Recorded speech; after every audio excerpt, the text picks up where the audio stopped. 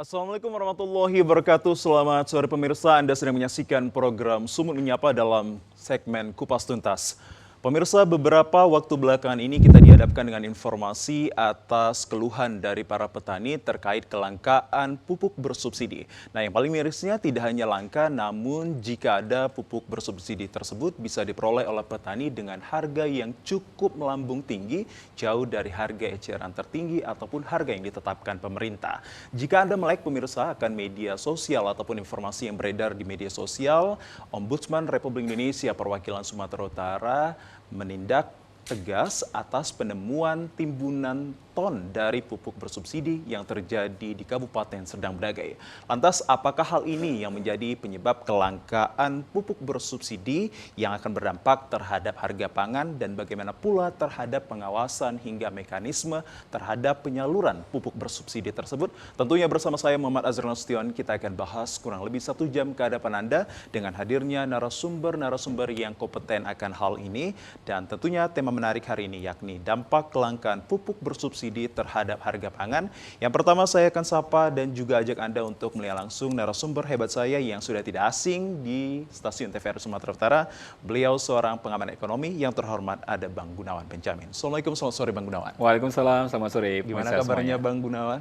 Alhamdulillah baik. Baik, alhamdulillah baik. Dan yang kedua pemirsa, kita sapa juga kepada yang terhormat Abang Rido Pamungkas selaku Kakan KPPU maksud saya Kanwil 1. Selamat sore, Assalamualaikum Bang. Selamat sore Bang. Bagaimana kabarnya Bang? Alhamdulillah sehat. Alhamdulillah sehat ya. Baik pemirsa, untuk itu kami harapkan partisipasi Anda untuk hadir di telepon interaktif kami di 0811 61 00 386.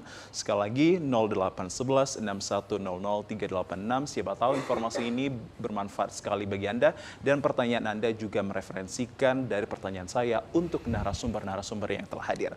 Baik, tadi kita sudah menginformasikan terkait temanya dampak kelangkaan pupuk bersubsidi terhadap harga pangan. Sebelum kita masuk ke intinya dampak, kita ingin tahu sebenarnya apakah yang menjadi penyebab terjadinya kelangkaan dari pupuk bersubsidi ini dan juga jika ada harganya cukup melambung. Saya terlebih dahulu kepada Bang Rido Pamungkas. Apa yang sebenarnya terjadi dan kondisi yang saat ini terjadi pada kelangkaan pupuk bersubsidi ini, Bang? Apa penyebabnya? Oke. Ya, kalau kita tarik dari hulunya, dari produksinya sendiri ya, dari produksi sebetulnya untuk alokasi pupuk ini kan agak berbeda dengan tahun sebelumnya. Kalau tahun sebelumnya itu ada 5 pupuk yang masih disubsidi. Kalau tahun ini hanya ada dua, urea dan NPK. Itu ada pengurangan dari sisi komoditinya. Dari sisi komoditi yang dipupuk itu juga berkurang. Dari 70 komoditi sekarang hanya 9 komoditi yang terkait dengan inflasi. Pajale, padi jagung kedelai, kemudian ada cabai, bawang merah. Jadi disitulah kita mungkin di masyarakat yang belum memahami ini juga akan merasa kok dulunya kita dapat sekarang nggak dapat. Nah, pertama itu ada seolah-olah ada kelangkaan. Padahal kalau dari sisi jumlah semestinya untuk urea dan NPK bertambah alokasinya. Karena dari yang 5 kan jadi cuma NPK dan urea. Setuju. Ada 2 berarti. Ya. Dari jumlah petani ini kan berkurang juga penerimanya. Artinya dari alokasi yang dulunya banyak petani tidak mendapatkan, sekarang semestinya lebih banyak petani untuk sektor yang tadi yang 9 komoditi itu yang mendapatkan. Tapi sektor lain tidak mendapatkan. Ini yang sering jadi permasalahan. Kemudian tentunya ada permasalahan lain misalnya di proses pendistribusiannya, penyalurannya. Sehingga kalau kita menemukan tadi fakta di lapangan ada banyak petani yang mengeluh. Setuju. Kok kita susah mendapatkan, ternyata di gudang kok ada pasokan. Tadi kita lakukan diskusi dengan Pupuk Indonesia selaku holding, mereka yang ditugaskan untuk memproduksi dan menyalurkan. Nah, dari informasi mereka ini katanya stok untuk 2-3 minggu ke depan. Jadi proses pendistribusian dari petani, mereka akan mengajukan pembelian ke kios. Ya, dari kios lah kemudian akan mengorder ke distributor. Ya, kadang kios itu tidak selalu ready. Ada stok. Kenapa? kadang-kadang ketika si kios ini fakta cerita di lapangan ya, kios ini menyetok pupuk, kemudian ada petani yang tidak terdaftar di RDKK, dia minta nggak dikasih, dia akan komplain, pupuknya ada kenapa aku nggak dikasih. Jadi si kios lebih suka mengorder ketika ada pesanan. Oke, tapi sebelumnya Bang kita informasikan ke pemirsa bahwa petani yang termasuk dalam RDKK itu adalah yang termasuk dalam kelompok tani yang seyogianya ada kaitannya terhadap bantuan-bantuan yang ditetapkan oleh pemerintah nantinya ya. Kalau dia berdiri sendiri dia tidak akan termasuk dalam hal tersebut ya Bang? Iya, memang mekanismenya seperti itu. Yang pertama dia tergabung di kelompok tani, kemudian dari PPL-nya juga yang merekomendasikan daftar RDKK itu, kemudian diajukan dari kabupaten nanti ke provinsi dan bertingkat. Setuju. Baik Bang, sebelum lanjutan juga tadi kita berbicara tentang alokasi atas pupuk yang bersubsidi ini. Kalau kita berbicara pada tahun sebelumnya yakni 2022 itu ada 168.000 ton ya Bang yang ditetapkan oleh pemerintah untuk wilayah Sumatera Utara. Untuk saat ini Bang di tahun 2023 apakah ketetapan tersebut naik dari tahun lalu atau seperti apa? Mengingat tadi sudah terjadinya 9 komoditi yang sekarang termaktub. Ya. Kalau dari alokasi jumlahnya meningkat. Meningkat? Iya, meningkat. Itu ada karena pupuknya juga tinggal ada 2, sehingga lebih. Sementara memang dari jumlah nilai subsidi tetap 25 triliun ya, pupuk yang disubsidi, negara mensubsidi untuk pupuk. Nah, cuma ada beberapa daerah yang seperti ini kasusnya. Jadi ada beberapa daerah yang dulunya mereka mendapatkan banyak pupuk, alokasi pupuk misalnya karena masih banyak petani, contohnya petani sawit lah, atau petani jagung misalnya, mereka masih mendapatkan pupuk subsidi. Sekarang tidak mendapatkan lagi. Alokasi di daerah tersebut akan pasti berkurang. Ketika alokasi berkurang, justru ada beberapa kios yang mengundurkan diri. Setuju. Karena mereka kan perhitungan fee untuk distribusi itu kan relatif kecil. Sebetulnya. Fee untuk kios itu Rp75 per kilogram. Oke. Distributor itu Rp50 per kilogram.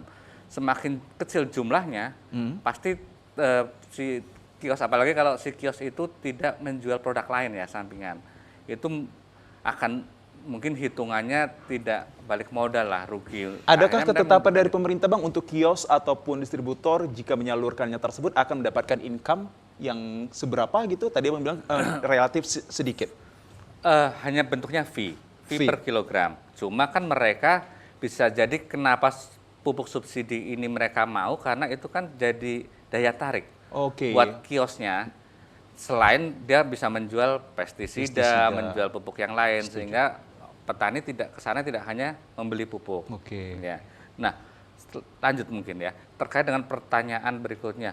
Kenapa banyak yang harga tidak sesuai dengan HET, di atas HET di kios itu? Kita coba menelusuri lebih lanjut. Cuma informasi yang kita dapatkan misalnya kenapa di atas HET, karena mekanisme pembeliannya bisa berbeda-beda. Seperti? HET itu ketika petani datang sendiri dan menebusnya. Itu HET. Tapi kalau dikirim ke sawahnya itu ada ongkir. Kalau pembeliannya dengan sistem hutang misalnya, karena mereka dibayarnya nanti kalau udah panen, pasti akan harga juga di atas HET. Itu yang membuat adanya ungkapan dari para petani bahwa harganya cukup melambung kian tinggi. Ternyata ada biaya yang harus dikeluarkan mereka untuk sampai ke tujuannya langsung ya Bang ya? Seperti tujuan langsung, atau misalnya itu sistemnya bayar setelah panen. Itu juga membuat harga di atas HET. Tapi kita mau telusuri juga di lapangan seperti apa. Apakah ada lagi penyebab-penyebab terjadinya kelangkaan ini selain hal-hal yang bersifat teknis tadi terhadap dari si petaninya sendiri? Kalau dari pemerintahnya sendiri, adakah terjadi penyebabnya? Jadi kalau wacana di persaingan sebetulnya kita berharap pupuk ini satu harga saja, sehingga tidak ada potensi disparitas harga yang menyebabkan moral hazard orang untuk mencari keuntungan karena adanya perbedaan harga. Cuma subsidi tetap ada. Kenapa? Karena harapannya kan petani itu bisa memproduksi ketahanan pangan juga dengan biaya yang relatif di bawah harga penjualan lah ya, jadi masih menguntungkan. Makanya ada wacana munculnya subsidi langsung ke petaninya. Cuma kan ini juga masih jadi wacana bagaimana bisa mengimplementasikan, sementara validitas data kita kadang masih belum masih banyak data yang masih tidak sinkron dengan kenyataan di lapangan. Itu yang menjadi tantangan lah ketika validasi data. Apakah wacana ini juga termaktub dalam mungkin saja kedepannya menjadi kebijakan dari Kementan, Bang, akan hal ini? Sedang uji cobakan. Oke. Jadi Pupuk Indonesia informasinya mereka menguji cobakan di Aceh Besar. Oke. Dengan menggandeng perbankan. Jadi sistemnya nanti dengan kartu tani bisa langsung ditransfer uangnya ke kartu tersebut untuk membeli. Tapi mekanisme kita belum tahu. Semestinya kan dengan cara seperti itu udah harga pasar. Urea, NPK dan segala macam udah harga pasar, sistem satu harga. Jadi pertanyaan kita tadi ke Pupuk Indonesia, sanggup nggak Pupuk Indonesia ini mengakomodir ya? Berani nggak bersaing dengan pupuk-pupuk yang lain di swasta? Karena persoalannya ketika Pupuk Indonesia menjual pupuk subsidi, mereka tidak punya tantangan untuk menjual. Karena kan semua subsidi sudah diatur. Setuju. Tidak punya inovasi-inovasi untuk menekan harga. Tidak ada transparansi berapa sebetulnya biaya produksi dan berapa nilai subsidinya. Nah, kalau itu dipersaingkan, kan pasti akan bersaing. Petani mendapatkan subsidi tapi belum tentu membeli pupuknya pupuk Indonesia. Bisa jadi pupuk-pupuk sastra lain yang dibeli.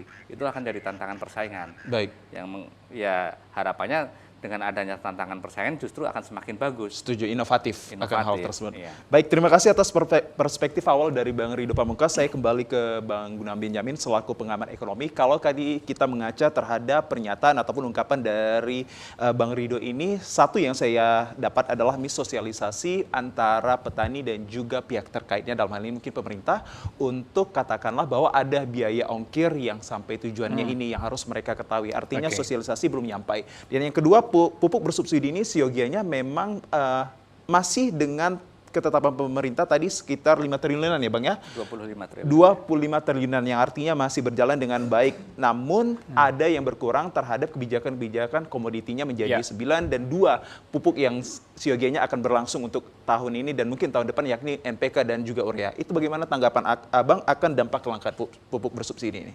Jadi gini, kalau misalkan anggaran tetap katakan tadi 25 triliun dengan 25 triliun, ya kan ya. Tetapi pada saat di lapangan itu ternyata pupuk yang disubsidi hanya 2 dari 5. Ya. Dari awalnya 5, sekarang hanya 2 gitu kan ya. Masalahnya di mana? Kita tinggal sederhananya tuh gini. Kalau secara nominal uangnya sama, tetapi komoditasnya berkurang, berarti harga komoditas pupuknya ini yang mahal kan? Setuju. Nah, harga komoditas pupuknya ini yang naik. Naiknya di mana? Nah, kalau saya lihat dari banyak literasi itu kan, ternyata naiknya itu ya kita nggak bisa menghilangkan dampak dari perang Rusia Ukraina. Di sini pemicunya. Konflik gitu loh. dua negara tersebut. Jadi pemerintah menetapkan anggaran bahwasanya alokasi anggarannya tetap, tetapi untuk komoditas pupuknya yang dulunya ada SP36, ada ZA, ada NPK, ada urea gitu kan ya. Sekarang hanya 2 aja nih.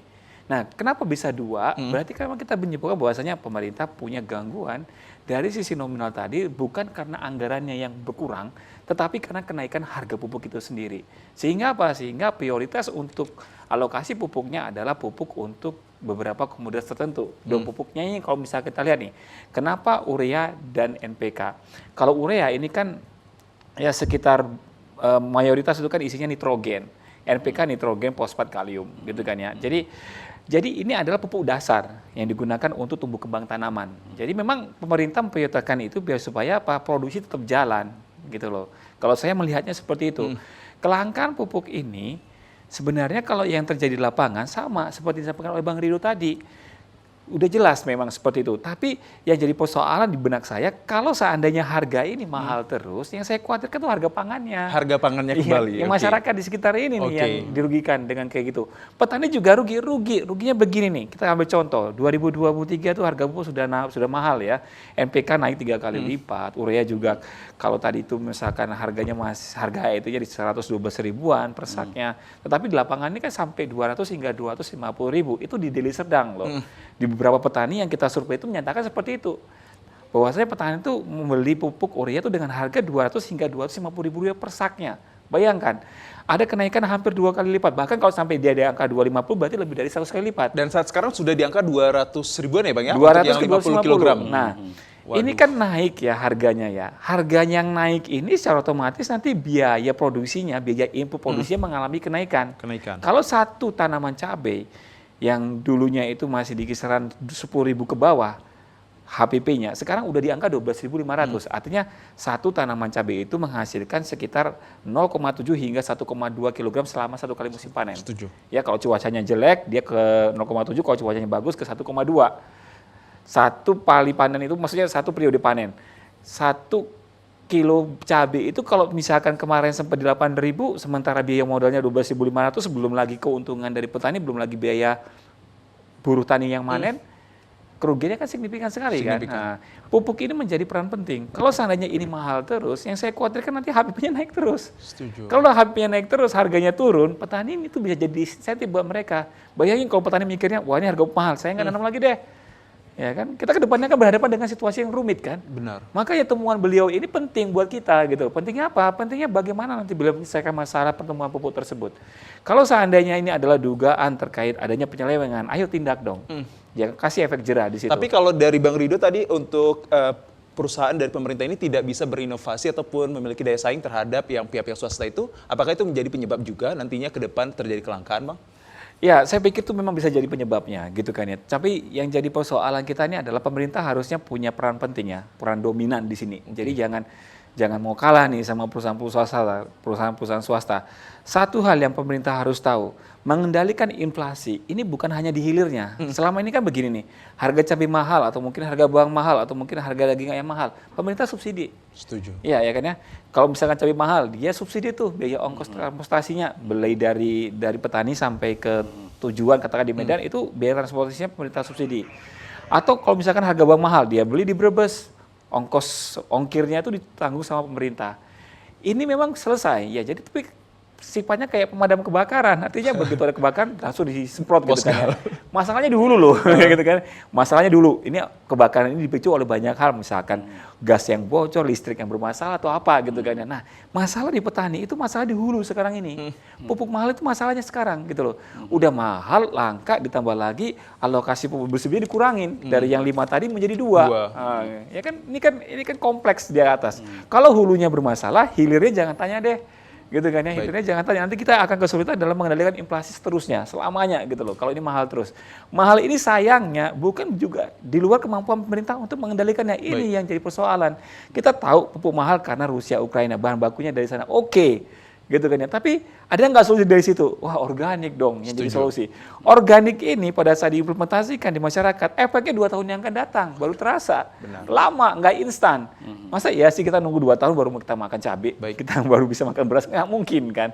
Jadi mau nggak mau, petani tadi, dengan kelangkaan apa seperti ini, dengan mahalnya harga pupuk seperti yang sekarang ini, mereka nggak ada punya pilihan, saya beli dalam konsekuensi apapun gitu loh. Alhasil biaya input produksi naik, HPP naik, nanti konsekuensinya harga pangan susah turun. Oke. Nah, gitu loh dia. Baik. Nah, ini lingkaran setan nih yang perlu kita selesaikan. yang perlu harus diterobos untuk dapat Ya, solusinya. malaikatnya ada di sini gitu kan. Nah, kita pingin diselesaikan ini. Nah, ini pingin diselesaikan. Jadi temuan apapun ada baiknya nanti disosialisasikan ke masyarakat. Bagaimana nih kita bisa melihat temuan itu apakah benar ada tindakan penyelewengan atau mungkin mengacu kepada tindakan pidana atau justru ini memang stok biasa. Kalau ini stok biasa, oh ya berarti memang ya seperti inilah distribusi pupuk kita belakangan ini gitu. Tapi kalau kita berbicara stok ada, tetapi kenapa sampai di masyarakat ini bisa diungkapkan masih langka? Apa yang menjadi penyebabnya dan sejak kapan sebenarnya terjadi kelangkaan pupuk bersubsidi yang siogianya berdampak terhadap pangan? Sesaat lagi, pemirsa kami akan hadirkan.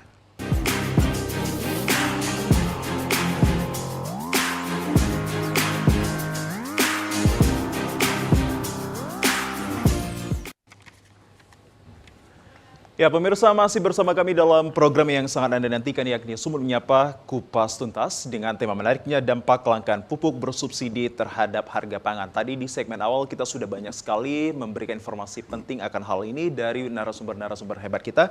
Masih bersama Bang Rido Pamungkas dan juga Bang Gunawan Benjamin. Nah, kalau kita tadi mengkaitkan terhadap adanya dugaan penimbunan ratusan ton yang berada di Kabupaten Sergai ini, apakah menjadi pemicunya dan bagaimana seharusnya mekanisme alur penyaluran dari pupuk bersubsidi ini hingga diterima oleh masyarakat, dalam hal ini para petani, sehingga tidak ada lagi muncul ungkapan kelangkaan maupun harga yang tinggi. Dari Bang Rido, seperti apa ini tanggapannya Bang? Dan mungkin telah berkoordinasi dengan Ombudsman RI Provinsi Sumut, apa yang menjadi kebijakan yang Anda keluarkan? Oke. Kalau dari sisi kita, kalau memang ada penimbunan, pasti sudah bentuk potensi pelanggaran terhadap Undang-Undang 599. Pelaku usaha dilarang untuk membatasi peredaran. Nah, kenapa? Karena apalagi kalau mereka punya posisi monopoli. Pupuk Indonesia itu kan memang dikasih kewenangan untuk melakukan monopoli untuk pendistribusian pupuk subsidi. Mulai dari mereka bagaimana mekanisme penyalurannya, memilih distributornya, pihak ketiganya yang membantu mereka menyalurkan. Pihak ketiganya dalam arti kios ya Bang? Bisa dikatakan. Pihak ketiga itu bisa di lini 3. Oke. Lini 3 itu gudang yang ada di kabupaten kota sampai kios. Tapi kios biasanya berhubungannya dengan distributor. Pihak ketiga itu distributor yang berhubungan. Nah, ketika terjadi misalnya ada penimbunan, pasti kan akan berdampak. Contoh, kalau itu mempengaruhi harga semestinya tidak, karena sudah dipatok headnya. Tapi ternyata di lapangan itu naik harganya. Harga naik. Kita akan dalami apakah memang cara pembeliannya yang membuat harganya di atas head, atau memang kadang-kadang ada juga oknum-oknum lah, karena memang tadi moral hazard ketika harganya disparitas harganya tinggi. Kalau itu kebijakannya menahan pasokannya adalah pupuk Indonesia, sudah pasti kita tindak lanjuti. Kenapa? Tapi kalau itu kios-kios yang melakukannya secara parsial sendiri-sendiri, agak susah kita tindak lanjuti itu. Akan mudah menyelesaikannya dengan kebijakan. Semestinya kalau hal-hal seperti ini terulang, kan kita udah lama puluhan tahun ini mensubsidi pangan ini. Setuju. Kan. Semestinya sudah belajar banyak, efektif nggak sih sebetulnya model subsidi yang semacam ini bentuknya. Atau tadi yang saya sampaikan, apakah misalnya ada kajian lain terkait dengan misalnya subsidi langsung. Gitu. Atau memang ada juga banyak potensi kalau di KPPU itu terkait misalnya persaingan nggak sehat itu, misalnya ada tekanan dari distributor misalnya kepada kios. Kalau mau jualan pupuk subsidi, dia harus menjualkan pupukku yang ini non subsidinya atau pestisidanya. Dipaksa mereka untuk membeli paket mereka agar laku. Nah, sehingga ketika ada moral hazard untuk menahan pasokan, sehingga meningkatkan posisi tawarnya si pupuk subsidi. Kemudian juga tadi perilaku diskriminasi, karena kan ini sudah pembagian wilayah ini.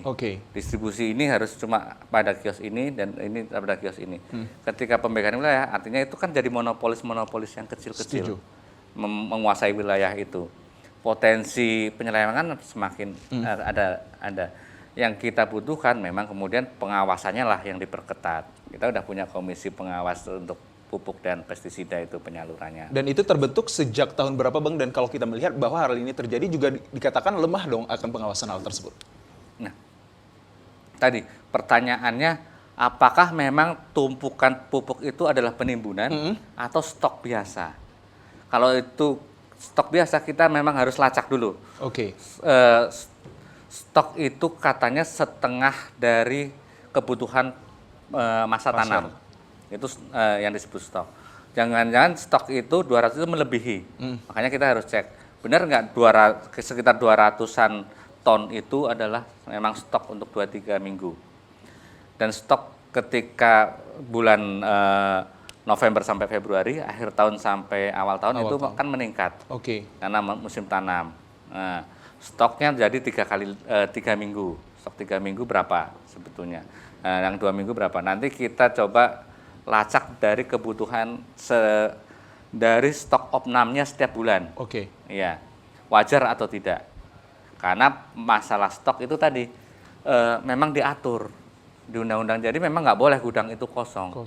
Iya, karena kebutuhannya jika tiba-tiba semua mau mupuk, semua ngorder, Nah, itu juga pasti akan kewalahan kalau tidak punya stok Baik. untuk memenuhinya. Dan yang juga validasi data ya, validitas data. Jadi sebetulnya kita mau pakai petani penggarap lah yang bisa mendapatkan pupuk atau pemilik lahan misalnya. Pemilik lahan kalau lebih dari 2 hektar dia berhak atau tidak? Kan hitungannya kan tidak berhak dia kalau udah lebih dari 2 hektar. Padahal jangan-jangan di beberapa tempat itu dia punya banyak lahan yang digunakan misalnya bisa nggak misalnya dia punya 5 hektar cuma 2 yang diajukan misalnya atau sama sekali nggak dapat. Petani penggarap ini problemnya lain lagi. Kadang-kadang mereka di tahun ini menggarap di Serge, kemudian putus kontrak dengan pemilik lahannya, dia pindahlah ke tempat lain. Padahal dia pengambilannya penebusannya di Serge. Oke. Ya, jadi ada beberapa pupuk subsidi yang juga tidak terserap. Sebenarnya mekanisme dan syarat untuk hal tersebut bagi petani ini Bang, apakah ada hal-hal yang sangat untuk kita katakan penting untuk diketahui petani jika nanti suatu hari pindah ke tempat yang lain juga dia akan terdaftar? Semestinya melaporkan. Oke. Iya, kan semua kan ada PPL-nya, ada kelompok taninya, melaporkan itu sehingga kita kan ada realokasi. Ketika yang daerah sini ternyata banyak tidak terserap, sementara kebutuhan sini sudah tinggi permintaan kan bisa dia realokasi. Jadi tetap mereka meskipun pindah mereka bisa mendapatkan. Karena catatan tahun lalu agak lumayan juga, hampir 7 juta petani yang belum terdaftar di RDKK yang mestinya mendapatkan. Baik, baik Bang. Tadi masih berbicara tentang mekanisme dan juga tata laksana penyalurannya ini. Apakah kalau dia secara langsung ini memiliki ataupun butuh kajian lebih mendalam lagi hingga sampai kepada si para petani, atau masih dengan kaitan terhadap gudang dulu, baru distributor, baru ke kios? Kalau kita mengingat ada 2.386 kios dan juga 22 gudang lini, baru ditambah lagi distributor ini. Apakah itu mekanisme yang terlalu lama dan mungkin terdapat di dalamnya masalah nanti Bang? Memang pada awalnya di proses pendataannya pasti akan lebih rumit ya. Apalagi misalnya di kelasnya kios gitu ya, mereka harus input data segala macam. Tapi sebetulnya kalau ini kan sudah mengarah ke digitalisasi, ke petani bisa menunjukkan kartu taninya atau cukup NIK-nya dan difoto oleh kios, nanti akan keluar dia berhak atau enggak mendapatkan itu. Cuma ya itu tadi seringkali terjadi masalah, misalnya yang didaftarkan sudah tua misalnya, itu kan yang bermasalah berarti penginputan datanya, atau bahkan ada juga yang tercatat di bawah 17 tahun dia terdaftar. Mungkin ketika input kakaknya itu ayahnya nggak bisa dimasukkan, anaknya aja lah kan satu keluarga gitu. Oke, paham. Ternyata ketika ditebuskan nggak bisa. Jadi di lapangan memang tadi banyak kendala yang ditemukan. Makanya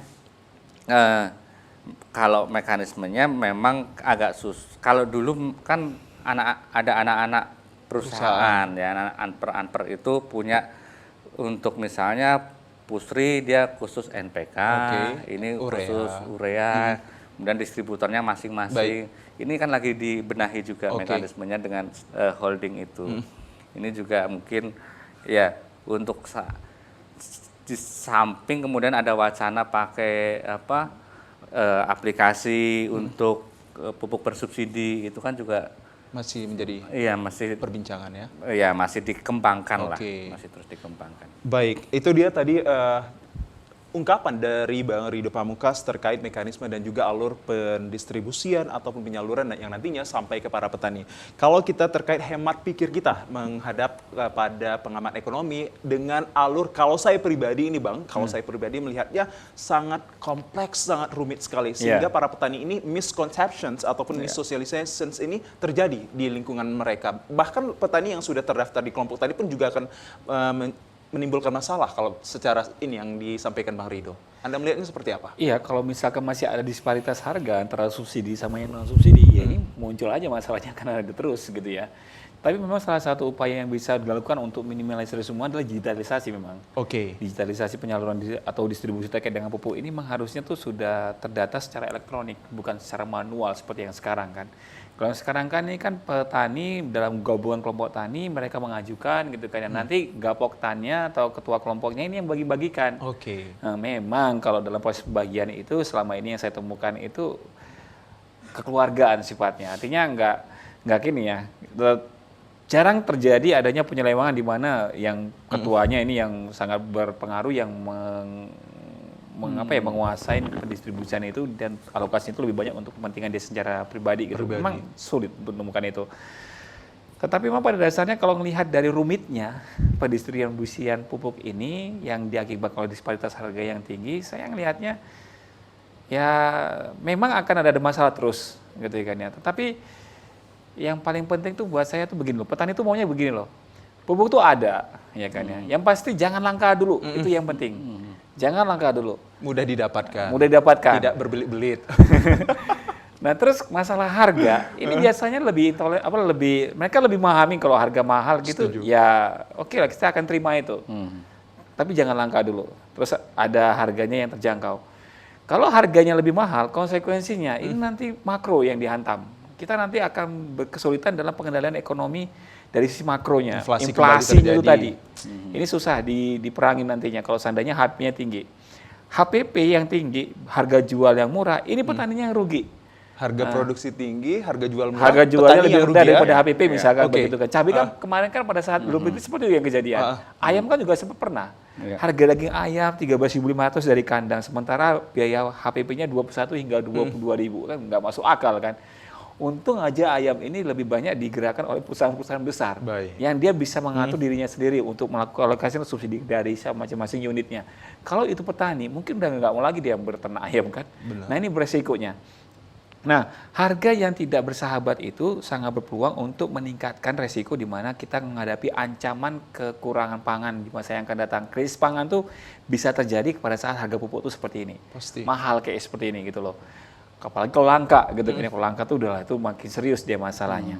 Nah harapan saya sih sebenarnya ke depan petani itu pupuk tidak sulit, itu aja yang penting. Harganya terjangkau, itu yang penting. Penyaluran distribusi subsidi ini lebih tepat sasaran. Harga yang terjangkau Anda inginkan seperti apa? Kalau mengingat sekarang ekonomi juga kita masih gonjang-ganjing. Anda inginkan harga untuk pupuk ini tetap di 115 per saknya yang ukuran 50 kilo atau bisa naik nanti 150?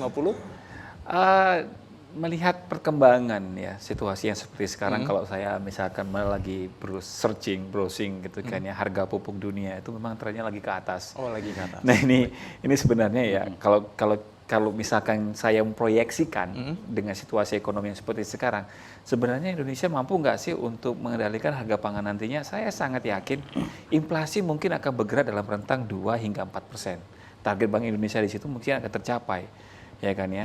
Dia punya targetnya sendiri 3,5 plus minus 1% gitu loh. Tetapi yang jadi persoalan, mungkin nggak harga pangan ini kembali sebelum masa di mana harga pupuk naik. Nah ini yang saya pikir ini pesimis. Data BPS menunjukkan bahwasanya indeks nilai tukar petani untuk tanaman hortikultura itu di bawah 100. Tahun dasarnya kalau misalkan itu di tahun 2018, berarti kesejahteraan petani hortikultura itu cabai, bawang, tomat gitu kan ya, itu lebih rendah dibandingkan dengan tahun dasarnya itu tadi. Artinya apa? Petani kita tidak lebih sejahtera dibandingkan dengan 4 tahun yang lalu, sekitar 4 tahun yang lalu. Bayangin itu. Ini kan gambaran yang buruk gitu kan ya. Dari sekian banyak petani, tanaman pangan gimana? Tanaman pangan ya bolak-balik di angka 96 sampai 100, bolak-balik di situ, tapi tidak pernah mencapai 130-an begitu loh. Indeks nilai tukar tanaman pangan kita untuk yang wilayah Sumatera Utara itu lebih buruk daripada rata-rata nasional, yang mampu di atas 106 nilai indeksnya. Yang artinya apa? Petani kita untuk tanaman pangan seperti padi ini jelek sekali hasilnya. Artinya pada daya beli mereka itu sangat terpuruk dengan pengeluaran yang besar dari sisi pupuk itu tadi. Kan begitu ya. Jadi apa? Kita kalau masyarakat konsumen ditanya semua harga pangan murah, oh senang. Yang konsumen ya kan ya. Pastinya begitu kan ya. Saya juga senang. Pengendalian inflasi juga akan lebih gampang gitu kan. Tapi jangan salah, petani ini memiliki posisi strategis. Pasti. Dia vital posisinya. Kalau seandainya dia menyatakan bahwasanya saya nggak mau nanam lagi untuk komoditas tertentu, saya beralih ke tanaman yang lain. Wah ini gawat. Udah terjadi belum? Sudah. Di petani di Kecamatan Kutabulu, Tiganderket di Kabupaten Karo, ini sudah menyatakan bahwasanya ada baiknya saya berhenti untuk nanam cabai. Saya berhenti untuk tanaman hortikultura, mendingan saya tanam salak. Itu suara petani secara mandiri atau yang per kelompok yang Abang dapat? Ya, baik dia anggota kelompok maupun yang mandiri. Udah seperti itu. Jadi udah ada peralihan lahan di situ. Artinya mereka apa? Artinya mereka udah menilai saya tidak sejahtera dengan menanam tanaman hortikultura dengan situasi seperti yang sekarang ini. Oke, dan dia lebih memprioritaskan untuk salak. Kenapa? Salak komoditas yang punya pangsa tujuan ekspor. Baik. Nah, ini jadi keuntungan buat mereka. Tetapi jangan salah, kalau seandainya gerakan ini menular ke petani yang lain, ini berbahaya. Sangat berbahaya. Ini sangat berbahaya sekali. Nah, data nilai tukar petani yang ada di BPS itu kan udah menunjukkan sebenarnya tanaman hortikultura itu nilai indeksnya di bawah 100 saja mereka kurang sejahtera, tidak sejahtera sama sekali, dihadapkan dengan kondisi situasi harga pupuk yang mahal, alhasil mereka beralih ke tanaman lainnya. Baik. Nah, ini yang berbahaya sebenarnya. Jadi pupuk ini harus selesai nih ke tangannya Pak Rido. Pasti itu yang kita harapkan. Dan berbicara tentang harus selesai untuk ditangani ini, apakah dari seorang pengamat ekonomi ini sudah melihat langsung dampak terjadinya kelangkaan pupuk bersubsidi ini pada pasar-pasar yang mengingat para petani ini menjadi penting untuk kita ketahui. Sesaat lagi pemirsa.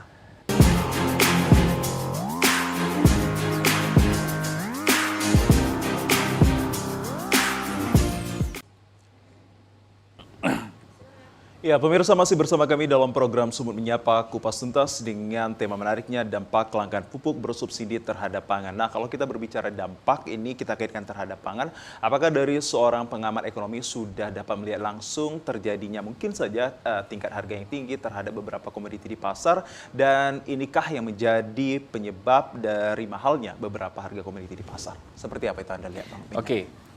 Sudah dapat data ya, Bang, kalau dikatakan di bulan ini? Oh iya, pastinya dong. Seperti apa? Jadi kemarin itu kita ngelihat ada kenaikan pada harga komoditas cabai. Ya, hari ini memang turun di kisaran angka 24 hingga Rp26.000 per kilogram di tingkat pedagang pengecer di wilayah Kota Medan. Oke. Terus kita juga sudah melihat ada tren di mana harga beberapa komoditas pangan ini itu susah untuk mengalami penurunan. Tren-tren tersebut sudah terlihat pada dasarnya di tahun lalu. Di tahun lalu itu, tahun 2022, harga cabai yang kita jadikan sampel itu memiliki masa harga yang lebih mahal. Artinya harga yang di atas harga eceran, harga keekonomiannya. Kalau kita bilang cabai kan nggak ada harga eceran tertinggi ya. Kita menghitung harga cabai itu, harga keekonomian di tingkat pedagang pengecer di antara 25 hingga 33 ribu. Tapi di atas harga 33 ribu itu sampai mencapai 6 bulan lamanya. Jadi itu udah kelihatan sebenarnya, itu udah kelihatan.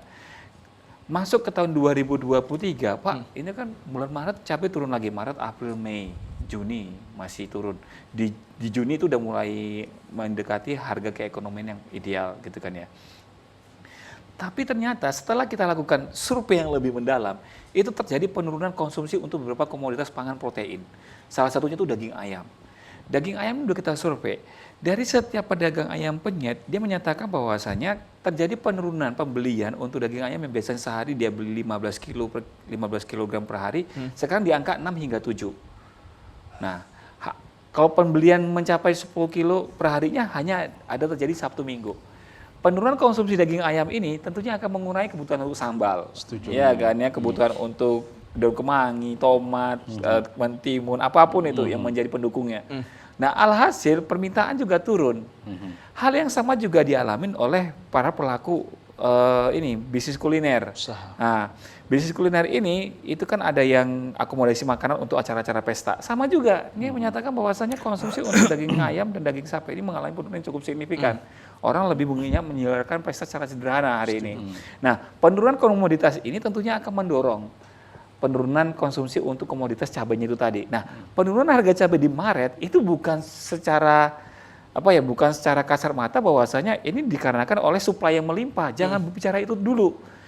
Maret itu adalah bulan Ramadan menjelang Idul Fitri di bulan April. Ini permintaannya turun terus loh. Hati-hati loh melihatnya. Artinya apa? Penurunan harga komoditas cabai di tahun 2023 ini bukan dikarenakan suplai yang melimpah saja, tetapi ada penurunan daya beli. Pasti. Kalau seandainya ini terjadi terus nih, harga pupuk mahal, daya beli turun. Nih, harga pupuk mahal, harga pokok produksinya naik, daya beli terus turun nih permintaannya. Kan gap antara harga HPP dengan harga jualnya kan bisa menganga, dia bisa lebar. Kalau ini nanti disiasati dengan petani menyatakan bahwasanya enggak untung lagi jadi petani. Ya kan ya, dia tidak mau lagi menanam itu semua gitu kan ya. Nanti ketika keseimbangan harga akan terbentuk, dia akan naik nih di atas harga keekonomiannya. Tapi begitu sampai di tingkat equilibrium yang baru, kita harus survei lagi. Ini jumlah petaninya berapa? Jangan-jangan jumlah petani udah nggak ada lagi nih, kan begitu kan ya. Kita khawatirnya di situ. Yang cukup stabil tanaman pangan pada hari ini, yaitu tanaman cabai itu ya. Tanaman padi. Petani padi tetap konsisten. Makanya tadi beliau menyatakan bahwasanya ada stok pupuk yang digunakan untuk masa tanam yang selanjutnya. Kalau di Sergei itu pasti tanaman padi. Tanaman padi kapan mulai? Ya Agustus memang. Pertengahan Agustus itu udah mulai mereka, Pak. Jadi memang pada saat temuan itu mengarah kepada stok untuk tanaman selanjutnya. Ya bisa jadi ke sana. Tetapi jangan salah. Petani untuk tanaman pangan ini juga mengeluhkan hal yang sama. Pupuk yang awalnya, pupuk itu kan banyak ya kebutuhannya ya. 1 hektar untuk urea mungkin bisa di kisaran 200 kilo.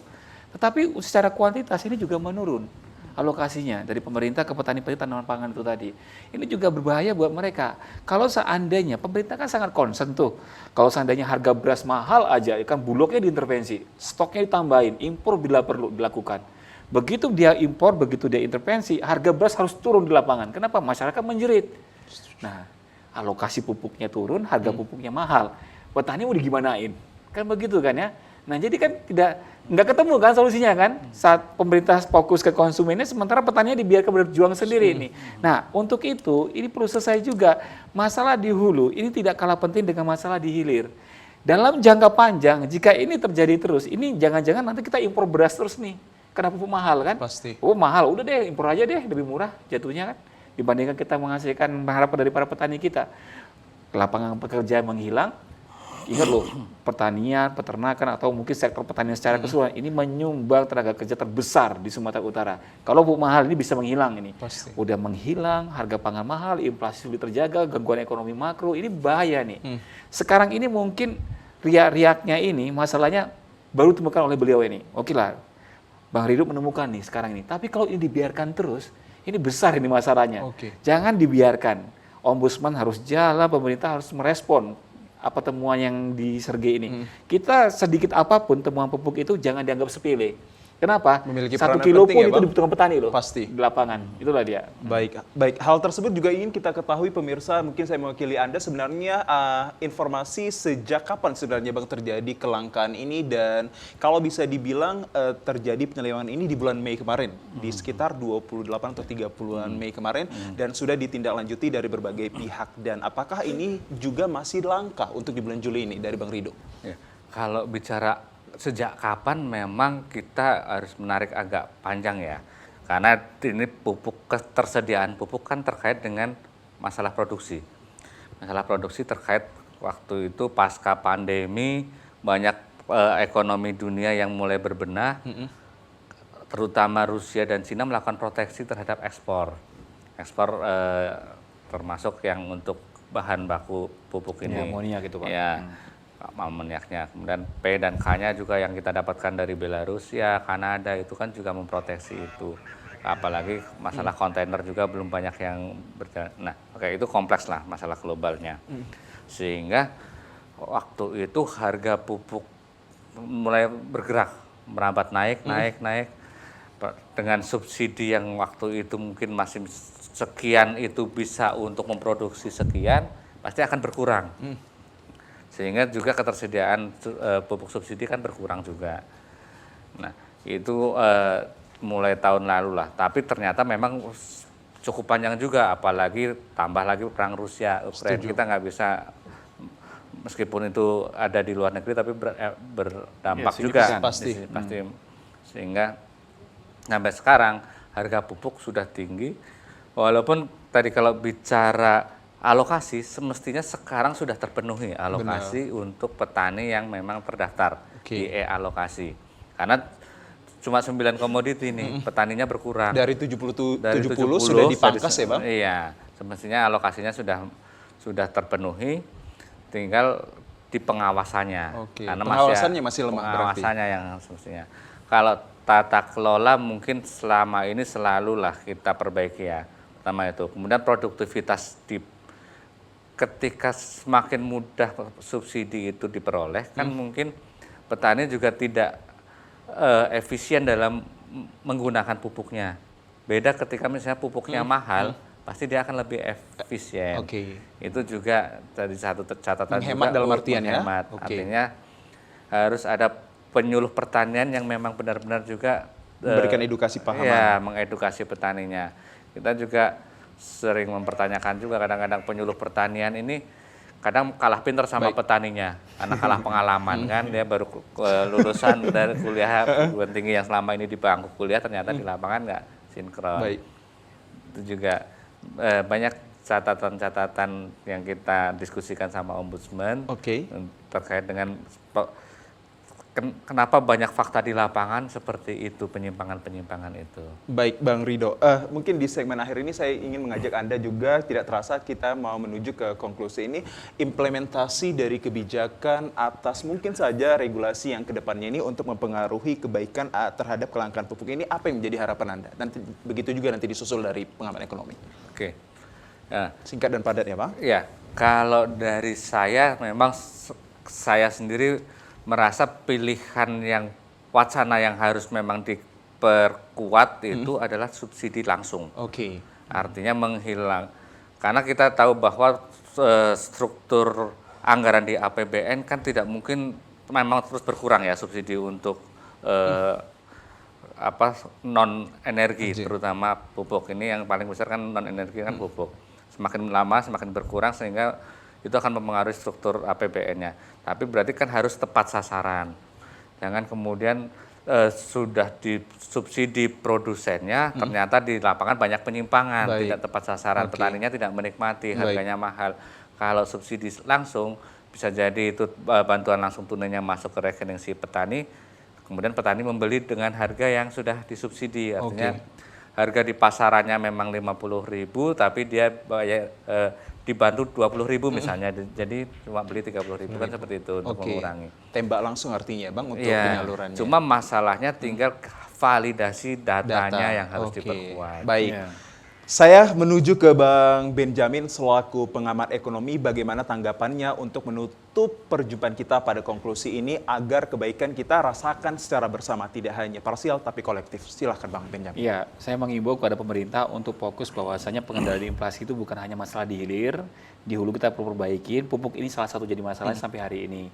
Kelangkaan pupuk subsidi ini itu sangat dirasakan oleh masyarakat, khususnya para petani. Udah langka, harganya mahal, gitu kan ya. Walaupun kelangkaan ini diasumsikan dengan kesulitan dalam mendapatkan pupuk tersebut. Selanjutnya memang kalau untuk mengalokasikan pupuk subsidi sebaiknya digitalisasi penting di sini. Jadi kita berharap ini belajar dari Pertamina. Pertamina itu mampu membangun My Pertamina untuk mengalokasikan subsidi yang lebih tepat sasaran. Saya berharap juga demikian. Petani kita tuh perlu digitalisasi, perlu mendapatkan layanan digital terkait dengan bagaimana dia mendapatkan pupuk subsidi itu tadi.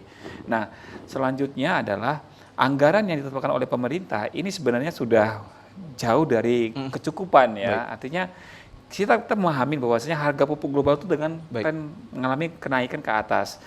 Kenaikannya signifikan. Jadi kalau misalkan anggaran ini tetap posisi di situ, saya ragu nanti bahwa ini bisa mendapatkan dorongan untuk mengendalikan harga pangan ke depannya. Itu sih. Baik, terima kasih Bang Benjamin dan juga disusul dengan kehadiran Bang Ridho Pamungkas atas informasi dan juga hal-hal yang sangat substansial dan penting atas tema kita dampak kelangkaan pupuk bersubsidi terhadap harga pangan. Khususnya kita berikan apresiasi terhadap para petani yang masih berjuang untuk antisipasi terhadap kelangkaan ini. Semoga informasi ini penting bagi Anda dan bermanfaat. Kita akan ketemu lagi di episode selanjutnya. Terima kasih juga atas atensi Anda pemirsa. Demikian edisi Sumut Menyapa Senin 24 Juli 2023 mewakili narasumber. Saya mengucapkan terima kasih kepada seluruhnya. Selamat sore dan sampai jumpa.